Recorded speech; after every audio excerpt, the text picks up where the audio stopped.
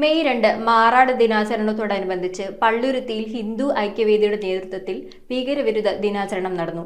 ഹിന്ദു ഐക്യവേദി പള്ളുരുത്തി മേഖലാ സെക്രട്ടറി രാജേഷ് മോഹൻ സ്വാഗതം ആശംസിച്ച പരിപാടിയിൽ ഹിന്ദു ഐക്യവേദി ജില്ലാ ജനറൽ സെക്രട്ടറി ആഭ ബിജു മുഖ്യപ്രഭാഷണം നടത്തി.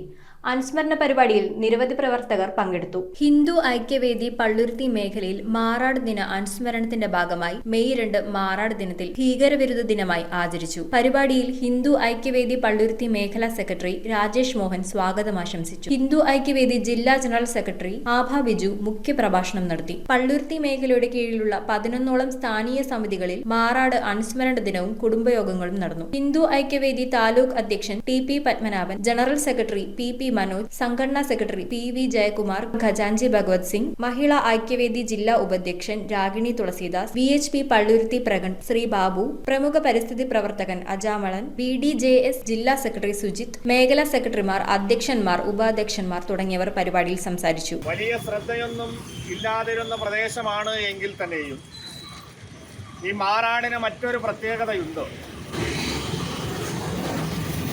ഇന്ത്യൻ സമുദ്രാതിർത്തിയിലെ കേരളത്തിലെ ലാസ്റ്റ് പോസ്റ്റ് എന്നറിയപ്പെടുന്ന ഒരു പ്രദേശമാണ് ഈ Marad. News bureau, Kochi.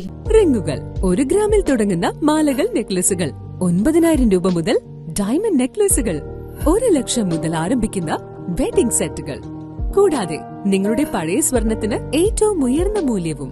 Maharaja gold and diamonds,